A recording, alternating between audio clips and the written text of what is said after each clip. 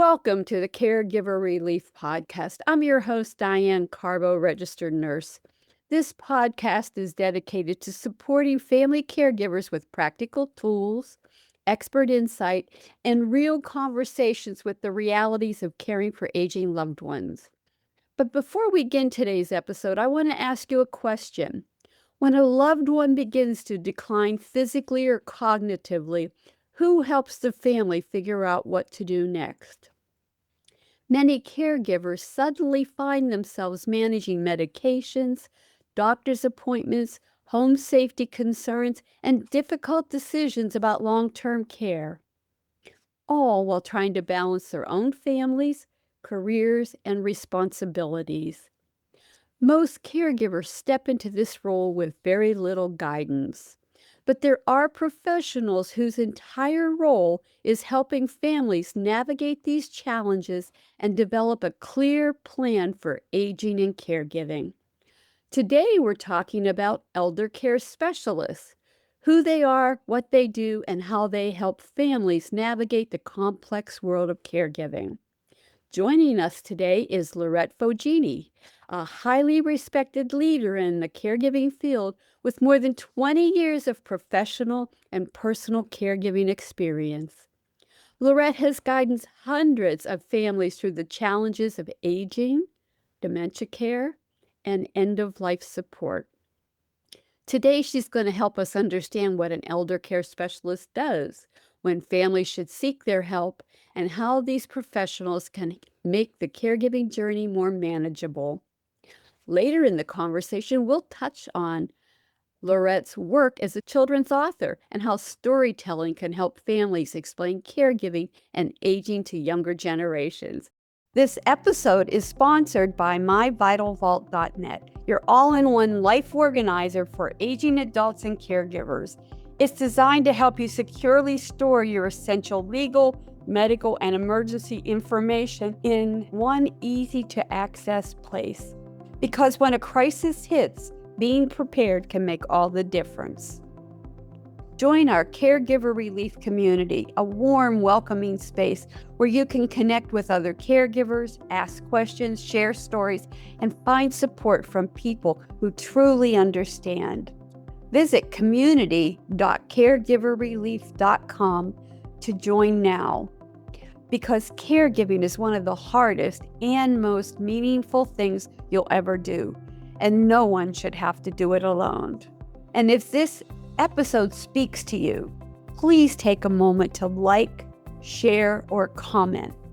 Every click helps us reach more caregivers who need encouragement, resources, and hope. Laurette, thank you so much for joining me today. I'm really excited about sharing your information with my listeners. Thank you, Diane. Thank you for contacting me, and it's a pleasure to speak to you. Laurette, can you share a little bit about your journey into caregiving and what led you to become an elder care specialist? Sure. So I think you just identified before we started this conversation that I've been in it for 20 years, which I can't believe it. But oh my gosh, does it? But I was looking for, at that time in my career, I was looking for something that had a lot more meaning to me. And at that time, my parents were we're all aging, right? But I started to see the future of what I might be dealing with. And I joined a home care agency. And that where we were hiring caregivers and meeting with families and managing care plans. And so I was exposed to what I was going to be dealing with down the road. And it became my first job where I was living it. I was talking the talk and I was walking the walk. As I spent more time in it, I was really walking the walk. So I was doing that until then I started seeing the decline of my parents and needed to help them out more. Then I'm bi-coastal. I'm not really bi-coastal, but I became bi-coastal as a result of my parents in declining health in New York. So I was doing the long distance caregiving, which gave me a whole different perspective. As in home care, I was dealing with families and talking to them about local services and support. And then becoming a long distance caregiver, of course, I was navigating the whole what happens when you're not there. And that's where an elder care specialist, or sometimes they're called aging life care professional or geriatric care manager, steps in when a family is long distance, or maybe just needs extra support, even if they're close by, because they're dealing with all these other aspects of their life. So that's how I got into it. And as I was dealing with my own personal experience, I started expanding what I did and went to a death doula class. So started learning more about that real end of life, and then also as a care manager. So yeah, it's been a journey. Many families have never heard the term elder care specialist. So, you want to tell us more about your role and what's involved when you take a client on? Sure. I think, and there are a lot of terms for what I do. Many people find me through the Aging Life Care Association. So the way I think of myself, it's simply a professional family member. I step in when family members can't, or they just don't know where to start. Oftentimes I'm consulting with them and I may be helping them fill that role. So people are usually, I get all different types of calls. Sometimes it's because of a situation, a change in health condition, and the family member just doesn't know what to do and where to turn. And so they'll call me and tell me and they're frantic, right? Yes. Sometimes I get people that are seeing what's down the road. So a family member that's seeing, hey, my mom's or my dad or whoever it is, we're starting to see, and I don't know how to prepare. And so Yeah. I would work with them in preparing and understanding what options are out there for them, whether it's placement in an assisted living community, whether it's bringing caregivers in, what kind of daycare services might be available, enrichment services. Also, sometimes it's just, I'm seeing mom's more depressed. She's not getting out. She used to be so social. I don't know what to do. How do I get her motivated? And sometimes I'm taking them and exposing them to a lot of those different activities that are available. So and sometimes I'm getting calls directly. Every once in a while, I get a call directly from an older adult themselves, which is always, to me, the most exciting, when someone's Yes. actually taking the reins and saying, you know what? I'm in great health now. I'm 85 years old. I'm in great health, but I met someone just at a coffee shop the other day. She is that person. I want to know how to prepare. I want to know, I want to be in control. I don't want my family just to make those decisions. So get all different types of people calling, and provide all different types of services. Sometimes it's guidance on how they can be a more active family caregiver. Sometimes it's actually doing the work on their behalf, for whatever reason. And sometimes it's looking at down the road what it's going to look like. And I also have an expertise in long distance caregiving, and also caring for not only an older adult, but someone that has physical disability as a younger person, based on my own experience with my sister. So I do talk to a lot of different people in a lot of different situations. You also mentioned you're a death doula, which that makes you very unique in what you do. Can you tell me why you explored that as an avenue as well as the elder care special? Yeah, 'Cause it all ties in it perfect. does. Yes. So I'm not there's different types of certifications in the death doula world. I Yeah. took the first step towards becoming a death doula, and Right. for me, it's just, I see it so often. I've met with, I don't know, at this point, it's probably 700 families in different stages of the aging process. And for me, the death doula was, after my mother passed, spent a lot of time with the hospice nurse. And she had said, and I saw, my brother is local, and with my mother was there all the time. And it was so difficult for him to face that last chapter in my mother's life. He was very close to her. He was there, and he expected her to live to 100. And when we said the word hospice, she just freaked out. So I think it was definitely from my own personal experience, trying to relate to people at the end of their life, and also their loved ones dealing with it. And I think the most interesting part of going through that coursework was the importance of dealing with our own immortality, right? Yeah. Mortality, like, we're not gonna Exactly. be around forever. So taking looking at our own death, because every day we're getting closer to that, and understanding what we wanted that to look like was really helpful. So I do bring some of it in to my practice. And sometimes I think people just need to, we don't talk about death. We don't talk about end of our life. We don't talk about earlier.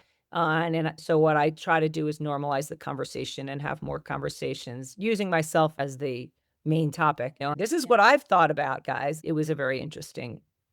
Kudos to you for doing that because there's so many out there that avoid the subject of death and dying. And when you have that experience, personal experience, and then you've looked into more from in the death doula arena, I like that. It's more meaningful because you'll understand things totally different than some that haven't had that experience. Yeah. We don't even use the word death, right? We say people pass away. Yeah. And when we talk about children, which we'll get into a little later, Yeah. what does that even mean? Where'd they Yeah. pass to? So it is interesting because even just using the word is unique. Yes, it is. It is. Absolutely. What are some warning signs that a caregiving situation is becoming unsafe or unsustainable? A caregiving situation, you mean for the family caregiver? Yeah. It's an interesting question because I think it's always unstable. I do too. It Yeah. starts unstable and it just gets more unstable. I think that, you know, warnings, there's a lot of warning signs, right? There's the classic warning signs of for elder abuse, for hygiene, for nutrition. I mean, so many people, I've heard the diagnosis failure to thrive, which you're probably familiar with as a nurse, Yeah. but that comes from all of those warning signs are happening, right? All that. And I think you're not looking for it. So it Yeah. almost has to smack them in the face. They get a call from the neighbor that says, hey, Yeah. your mom's walked out without her shoes on the other day. And that's late stage. I think we have to be aware, although we don't want to watch it, but anyone that's approaching 80 and above, we need to be looking for things, ourselves and others. And I think so many things as we age cause challenges that we don't address. No one wants to get the hearing aids. No, we Yeah. didn't want to get glasses at 50. I remember going, I don't need any glasses, and I couldn't read the menu, right? So I think we just have to be more proactive in understanding that we may have to use a cane. Things are going to start to happen. And if we're not looking for it, then someone else needs to be looking for it. And Exactly. I find that people have such a hard time. How many adult daughters and sons I've spoken to that said, mom doesn't want to talk about it, dad doesn't want to talk about it. Yeah. And that's really hard. And my advice is always talk about it early when it's Yeah. not imminent. Talk about it before and just say, well, by talking about it, you're doing me a favor because I stress out. Put it on yourself as the family caregiver. Don't Yeah. put it on the other person. Don't say, hey, you're 80, mom, you're going to have to move. That's not going to work. But if you approach it from, this is something that's causing me stress and keeping me up at night, can we talk about it early so that I understand what you want to do and how to approach it? I don't know if I Yeah. answered your question, but Oh, that was perfect. Laurette, what I'm seeing, and you probably are as well, I'm seeing more unsafe discharges to home than ever before. And it's frightening. And the family caregivers, it could be the first time the senior, or I'm 73. I have people around me in their 60s that are going in the hospital and because of lower reimbursement for therapies in rehab. We used to have 100 days in rehab for skilled care. We still have 100 days, but because the reimbursement is so low, facilities are given a higher level of reimbursement not to provide therapy. And those on Medicare Advantage are being discharged between 11 and 14 days, whether they're ready or not. And those on traditional Medicare are being discharged within the first 20 days because that's the highest level of reimbursement a facility can get. And I am seeing some really unsafe situations. And that's why I think it's so important for people to know, because I think you and I and people that help the aging population are going to get very busy because they're desperate for help and they're not prepared at all for what is happening. Yeah, I agree. I think the challenge is also people don't understand the cost. And you need to prepare for it and you need to get creative sometimes because Yes. in-home care, which is what the field that I was in Yep. adjacent to this, I should say, Yeah. is very expensive. Yeah. And that's why you do need to plan. I hired someone like myself in New York when my father was getting discharged, because exactly as you say, they're discharged early. And I was all the way over here. And I said, I have no idea if this is a safe discharge or an unsafe discharge or what he's going back to. So I hired someone like myself to go into my home and into the facility and tell me what I needed to do. Now, Yeah. was it cheap? No, it wasn't cheap, but it was cheaper than me putting in 24-hour care Yes. or having him come home and have this horrible, really bad situation. Yeah. So, but people can't just go home without anything. And no one wants to ask for help, right? I mean, Yes. the parent doesn't want to ask for help. Oh, fine. They're afraid of losing their independence. And then they get home and they fall and they go back in. And It's just, happening a lot. yeah. Yes. Lorette, what I'm seeing happening is when you're talking about the cost, people are going to get sticker shock when they see that Medicare has moved to a cost sharing plan, which means that if you want the recommended treatment, services, or therapies, you're going to have to pay out of pocket for them. And right now we have Medicare Advantage programs that are charging $200 to $400 a day copay just for skilled care. Ouch. And that's why people are coming home early. It's not sustainable. And we are really in a serious healthcare crisis because not every senior has that kind of money. The wealthy will be able to take care of it with no problem, but it's the middle class and poor that are going to really struggle. And the therapy copays for a lot of seniors is $25 to $45 a copay for a session. And what it used to be 3 days a week for 6 weeks was pretty much average of what you would get for therapy. Now the managed care organizations are giving 6 visits for 6 months. And they're really, and we are seeing rationing of care. I know personally I am seeing rationing of traditional Medicare treatments. Like I go for interventional pain management, and I used to get one treatment 4 times a year because of all the years of nursing. My lower back is really bad.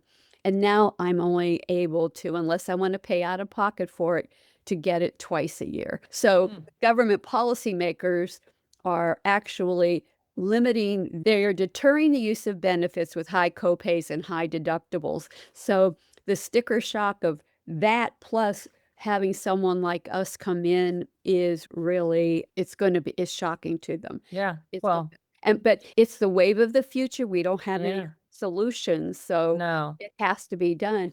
And I also think your role as an elder care specialist is going to be utilized by we have so many seniors that never had kids, childless couples, and the solo agers.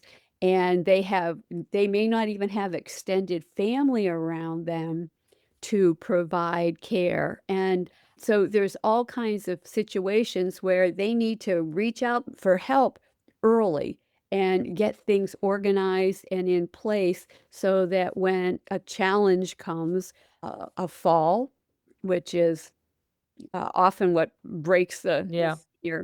that first fall. It also may be the last fall because we'd never be able to return home again because of things that have occurred. So Yeah. That's a really good point. And you didn't even talk about the cost of having a caregiver in San Francisco. exactly. A Yes. caregiver is now if for a shorter shifts is $50 an hour, which is crazy. So it's not crazy because you have to pay them, but it's really not affordable for many No. people. Yeah. Now you're saying $50 a shift, are you No, also an hour, oh, an hour. Yes, yes, Yeah. yes. Yeah. Yes. $50 an hour. Is that with the agencies also funds in there? Because agencies are Yes. charging 50 to 75% higher Yes. than That's what, yeah. that's what they're operating on, most of them. Yeah, and that's out here in Myrtle Beach, South Carolina, we're also seeing those fees. Yeah. Yeah, it's just that the in-home care, the unskilled caregiver, and there's Right. also a shortage of them, so when you get one, you better treat them like gold. And that's what here, for instance, because I ran this for a region, people would ask for 4-hour shifts, and I had to prepare them and say, you probably are going to lose this caregiver because they're all looking for longer shifts. So Yes. 4-hour shifts. So then you're looking at the price goes down a little bit, but if you want to Yeah. keep them, you're looking at 8-hour shifts, which Yeah. sometimes, so it's incredibly expensive. But without that, we call it unskilled, but it's actually, I tried to do it myself. And I got to tell you, it felt pretty skilled, that a skill that I didn't have. I mean, Yeah. toilet and ambulation and changing adult briefs, it's really hard. Right.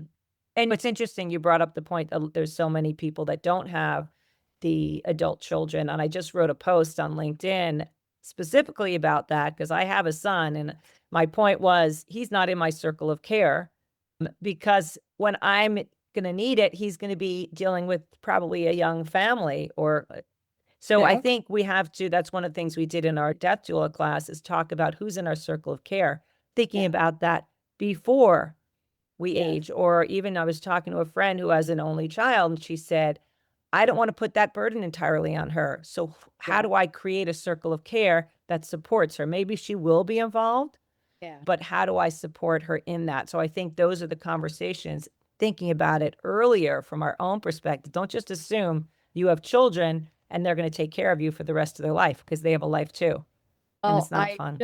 I just did a podcast on family estrangement, and there are Mhm. so many families, aging parents that are estranged from their Mhm. children, and it's really an issue. So, Yeah. yeah, there's a lot of things that people are going to have to deal with as they get older. And So, they are getting older now. People are yeah, getting a lot older, yeah, right? Which is good. I'm there, girl. I'm there. Now, what Uh, should caregivers look for when choosing an elder care specialist? I think the most important thing is that one, yes, they have the experience and know the local market. Yeah. An elder care specialist will give you some guidance in general if you're living someplace else, but I think understanding the local market. The other thing that I do is make sure that I meet the older adult because I can tell you right now, Yeah. an adult child can love you all they want, but if you're dealing with their parent or their loved one and they, Yep. for some reason, don't mesh with you, Yeah. it's not, it's brutal. So I always like before we Exactly. set up a schedule of what I'm gonna do, I'm like, "Let me meet your person and Yeah. see if they jive." Now, usually I'm lucky because Yeah. I play I'm not pushing you into anything. Yeah. I think that's the most important thing because that person is going to be your local person, your local family member, your expert. Yeah. So you Yeah. need to figure out if they're gonna mesh with your loved one or who is gonna mesh. So for me, it's all about that relationship, that primary relationship, and then, of course, they're the adult child or whoever's hired you. And then the elder care specialist's ability to get along with all, because it's not always smooth sailing when it No. comes to the family. You have siblings that don't agree. So can they navigate those waters? They need to be very much of a neutral party and come in as we're gonna all work, whether you get along or not, Yep. we're all gonna work together. So can that person address, we're not gonna fix the problems. I don't go out and fix sibling Yeah, issues. you can't. You can't, right? That's a whole other field. But I Yes. do Yeah. understand the nuances of there's dynamics here, so let's come up with a common plan. I think you're looking for someone that can come up with a plan that makes sense for you and also give you some reality checks. I was Yeah. just listening to someone they were talking about, they wanted their mother to go on outings. They hired someone, she has to go on outings. And the mother was like, I'm not going. And their expectations were that somebody was going to magically come in and just whisk them away and get them back to where they were a couple of years ago when they weren't depressed. And that does, so you want someone that's going to be Doesn't work realistic. that way. Yeah. And tell you the truth that I can do so much, Yeah. but your mother or father or uncle or aunt needs to accept my role. Yeah. And we do a lot of, we call it therapeutic lying, right? Sometimes we Yep. have to tell stories of I'm not a care manager, I'm actually a friend of your daughter's, and I just happen to be in the neighborhood. However, you can create that relationship. So I think that's where you have to be flexible with that. One of the things that I know you deal with, and I have as well, where you get in the outside extended family members, the other siblings, whoever are not involved in the care, when they all get together, they could have been apart for 20, 30, 40 years. All of a sudden, those old family dynamics that they had when they were a child all kick in. The middle, they all make judgments on each other. Yeah, And it's, oh, it's just hard. yeah, yeah. And there's a lot of resentment for the one that's, Oh, the lone that's local. I'm doing more work. You don't do anything. I mean, I had a great situation with my brother. He was local and doing a lot of the physical work. We divided and conquered, and he hated the administration. So I did all the administration early on yeah. and then supported him by flying back and letting him take off. So, it's I do talk about my own personal experience Yeah. and the importance of making that local person feel good. Yeah. Even if you can't fly in, just thank them, send them a massage Yeah. therapist, a massage certificate or something. Yeah. But yeah, there are a lot of dynamics, and I don't work with everyone. If it's too messy and sticky, then I'm very happy to tell people, hey, this is what I think you should, I might not be right for you. This is what I think you might want to do. And I give a lot of advice without take them on as a client sometimes. Yeah. Or I Well, don't think no, they're ready for someone, or they can't afford it, whatever. and there's always like someone with dementia, some family members may not understand, accept, or even accept that the family member has dementia.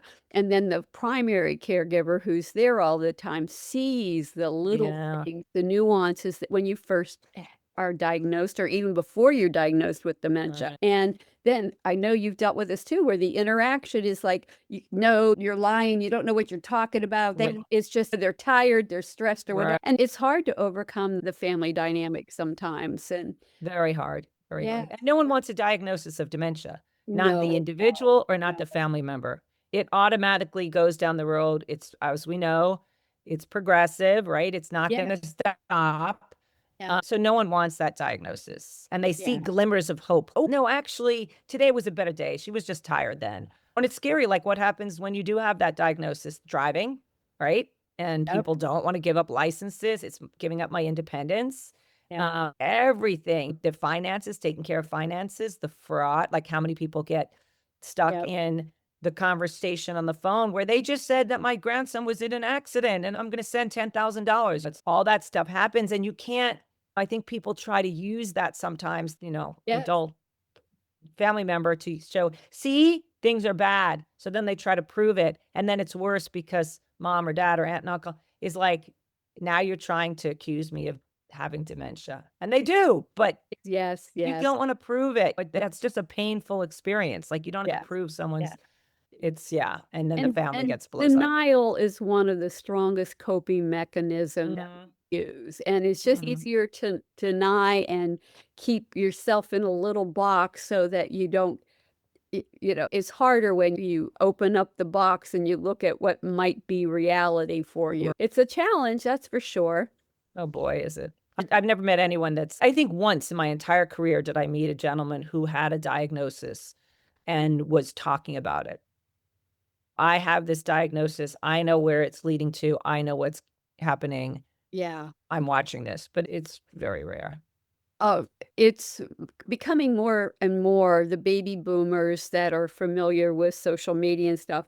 I've followed over the years several that have been diagnosed and they put it out there and they check in every day. And Love it. it's amazing to me. It's interesting to see that they know when they're not right and they go into this state where they're confused or whatever, and then they come out of it and they didn't realize they were doing that, but they're accepting because a family member will videotape them or whatever. But I'm learning a lot more, and I think the world is learning a lot more about dementia because these brave souls take their diagnosis and share with the world what their experience is. And it's very interesting to me. It really is. I love that.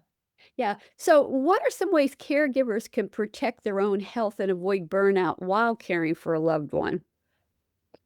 Oh boy. I think it's important not to take it all on yourself. Yeah. So if there are financial issues that you can't bring in a caregiver for the number of hours. So you do need to provide some of that hands-on care.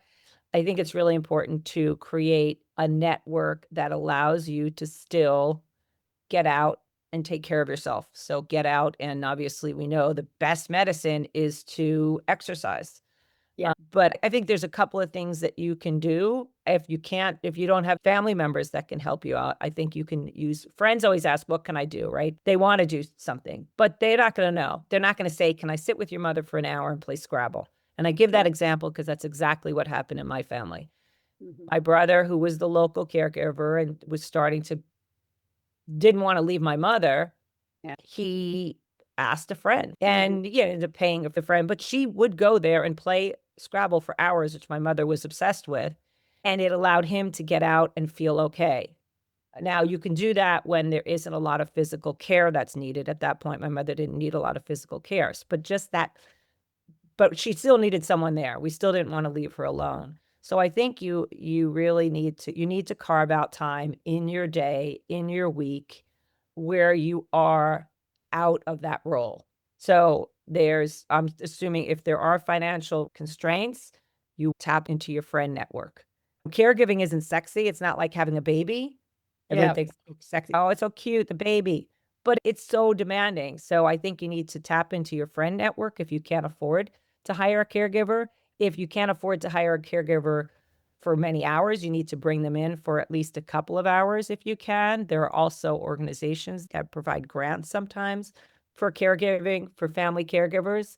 So I think, so one of the things that this is what my brother did is ask friends to step in just for companionship for 1 or 2 hours so that you can go out and do something that gets you away from that stress, really, because it is quite stressful. And I think joining a support group is really important. And I was asking if you have a support group because I know that a lot of people just need to talk to other caregivers and kind of. Absolutely. Well, what we have a public health crisis right now where we don't have enough people, youth, to take care of our elderly. And we Mhm, have, so I encourage families to create the family caregiver to create what I call the caregiver relief team or group, a mhm. support group. And they need to absolutely involve because everyone, we're going to have a situation where we have nursing homes closing right now because the reimbursement rates are so low that they're not sustainable. And we're not going to have places to put our seniors as they get into the later stages of life. So I think having I call it the caregiver relief group, support group, what you do is you have to ask for practical assistance. And if you can't do the dishes and stuff, or you're so overwhelmed, ask someone to come in and do it. Ask Yeah. someone to walk the dog if you need. People are really willing to help if you ask. And can't expect people just to offer. And so many caregivers, I can tell you right now, think of themselves as a failure if they ask for help. And I'm saying this is a marathon, not a sprint. And you've got to give yourself time to relax and rejuvenate because this journey could last as long as 20 years. Yeah. Um, I recently had, a year or two ago, I had a woman who's in California. She's in her 80s and her mother is Oh my 104. And gosh. she says to me, I need to put my mom in assisted living because I need to live my life a little bit before I get old. And I'm like, oh my God, you're already 80. God bless That's her, but she's crazy. been living Yeah. with her mom and taking care of her for a very long time. And her Wow. mama will probably outlive her. But I just, Wow. that was just adorable. Oh, I love it. I love it. But Yeah, we yeah. do. The caregiver burnout is real, right? Oh, it's very real. And I'm on sites where the caregivers are angry and full of rage. And I think it's time for you to walk away. And you Yeah. really need to think about doing it. And then there's the ones that enjoyed having that victim Mm, mentality. And you just can't help them if they don't want to help, if they don't want sure. help. So now, Laurette, I want to talk about your children's books. In addition to your caregiving work, you've also written children's books about caregiving. I love, love, love this. What inspired you to help families explain aging and illness to children? This was during COVID. I think COVID was interesting because it did allow us all to tap into some of our passions. And I liked writing children's stories for a while. And because I was working in the field and watching caregivers save people literally at the sometimes expense of their own family because they were coming in with COVID, because they were exposed to people in the hospital, etc. Yeah. So I decided to write a story dedicated to them, but also from a children's perspective, what as someone starts to show signs of dementia, just because I saw so many families struggling with it, and sometimes the multiple generations, the young kids were coming in. So the first book, The Song in Lola's Heart, is about a young girl. She's actually 6 3/4. And according to my illustrator, Michelle, she drew her to look like me. So she has pigtails and little overalls. And I guess I wore that when I was a kid. And it talks her grandmother. So I pulled from my background and some of the things I saw. And her grandmother is her best friend. And then her grandmother forgets something. And so Lola is confused and hurt. Her feelings are hurt. And she gets angry as a 6-year-old. And her grandmother explains that she has a tired brain. So this is a more evolved grandmother that actually understands what her diagnosis is. And so it allows Lola to accept what is coming. But one of the things she says to her, no matter what I forget, I will never forget how much I love you. And Lola keeps that message in her heart, and she learns this idea is when people have dementia, oftentimes they revert to their mother tongue. So I've seen that a lot. So in the story, her grandmother, Babu, is from Russia. She speaks Yiddish. She's Jewish. And so Lola learns the words to their favorite song, and she sings it to Babu in Yiddish. Oh, I And love she that. keeps the song in her heart. So that was the first book that came out.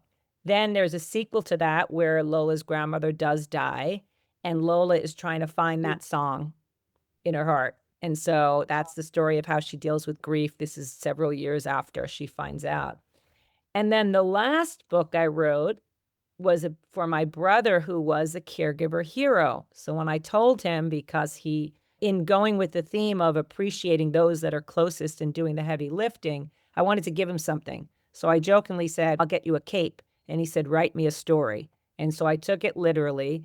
And that one is called The Tale of a Hero I Know. And it is about my brother's journey of being a caregiver hero. But the message there is people aren't born caregiver heroes. They don't decide I'm going to be a caregiver, but because they love someone, sometimes they have to become the caregiver hero. So it's the story of my brother becoming the caregiver hero. And at the end, it's give a hug to the hero, the caregiver, because sometimes it may be you or it may be me. Oh, I love that. I love that. Yeah. Laurette, thank you so much for spending time with us and sharing such amazing information. How do my listeners find you? So I have a website. It's my name, Laurette Foggini, www.laurettefoggini.com. And then I'm also active on social media. I do on LinkedIn, I do a lot of posts just about caregiving, family caregiving, long distance caregiving, caring for a sibling. So I'm pretty active on those sites. And then I'm also on Facebook and Instagram. I have started a group called Adventure Gals SF with a good friend of mine. And we're women supporting women through adventure. And oftentimes that supporting of each other is through the caregiving journey. And there is a website for that, Adventure Gals SF. So I'm pretty active on all of those sites. Awesome. Thank you so much for your time. And we create a permanent page on the site so my future listeners will be able to find you in the future. And I don't know if I have your book covers. Where can we find your books, your children's books? So they're on Amazon. Okay. You can put my name in there. Okay. I could probably send you a couple for yourself so you have them. If I just get a link to them, I'll put it on the site. And if you have the pics, that would be good. Sure. And the pictures are on my website. You see the titles of the 3 books. But Right. yes, it is on Amazon and it's under Laurette Foggini, and you But put I all think those are great Christmas gifts to give kids. Yeah, they're I fun. really do. So now to They're my fun. family caregivers, you are the most important part of the caregiving equation. Without you, it all falls apart. So please learn to be gentle with yourself. Practice self-care every day because you are worth it.